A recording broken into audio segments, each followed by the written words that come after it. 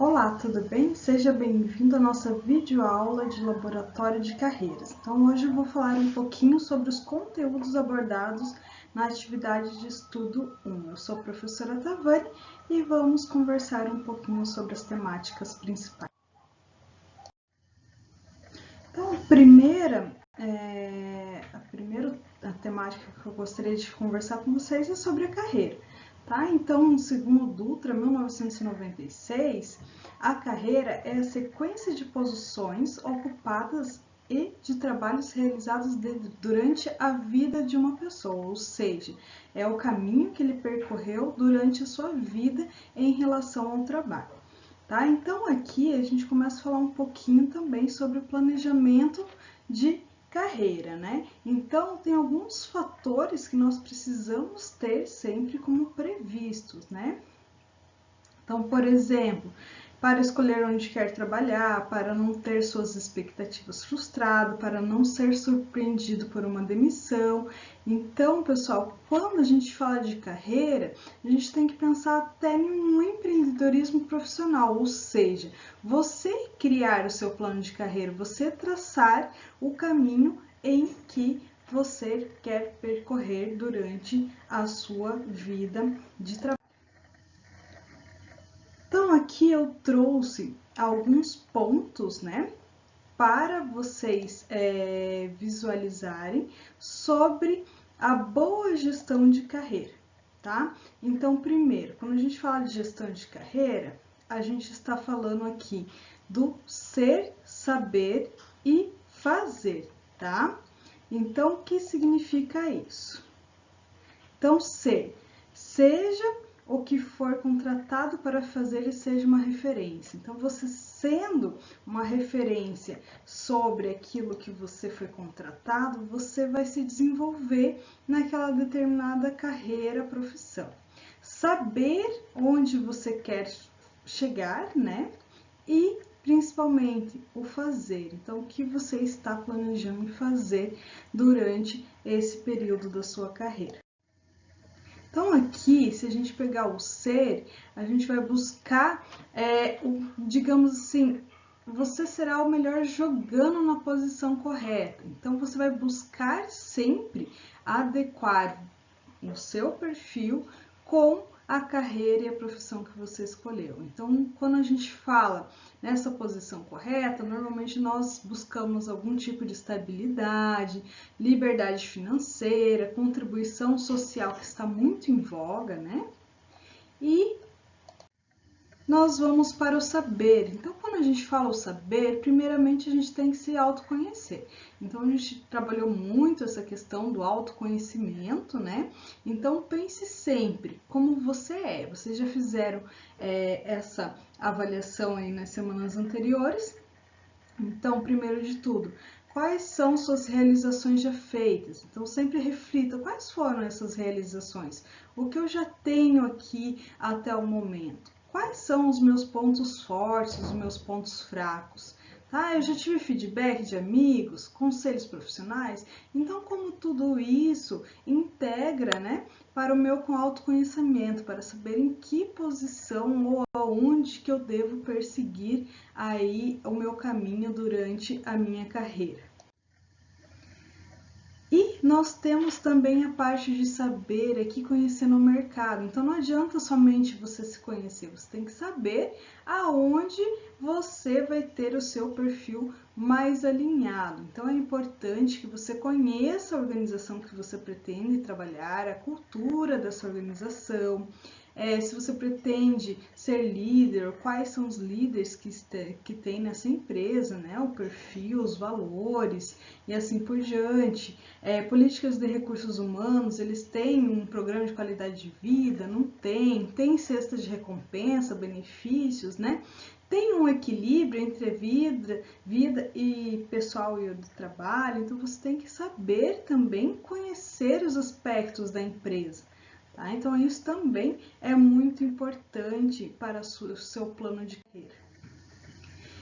E aqui, né, quando você está planejando a sua carreira, a gente já conversou um pouquinho sobre estipular, né, metas de curto e médio prazo, sempre analisando os riscos e os perigos desse plano, né? Quais são os indicadores de sucesso, ou seja, onde que eu vou chegar para ter sucesso, o que é sucesso para mim. Então, isso você também deve criar no seu planejamento de carreira.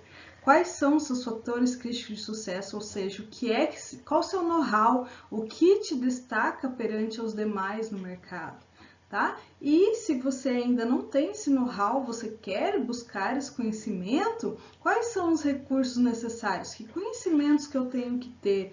Qual a formação? Qual o meu tempo? Eu tenho saúde para isso e tudo mais. Então, você vai fazer esse plano pessoal pensando em todos os aspectos possíveis.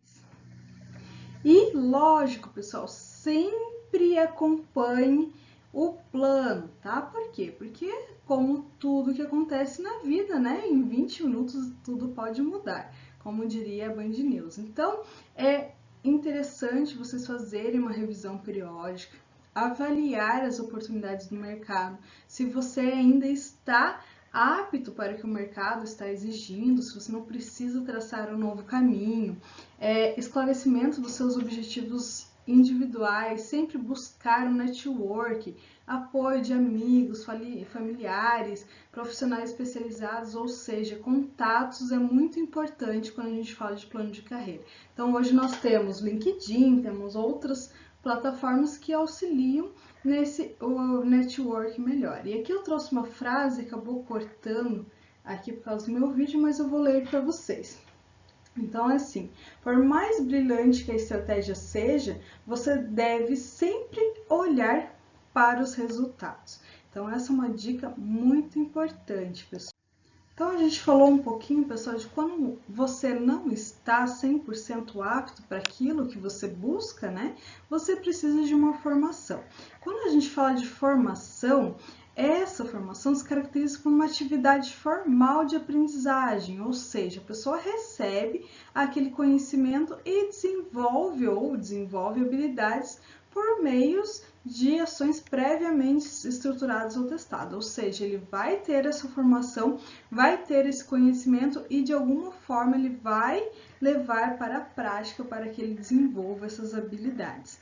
Tá? Então é muito importante, né, que ele adquira um repertório sobre o que ele trabalha, tá? E até mesmo buscando um amadurecimento, né, aquele amadurecimento naquela posição que ele está atuando.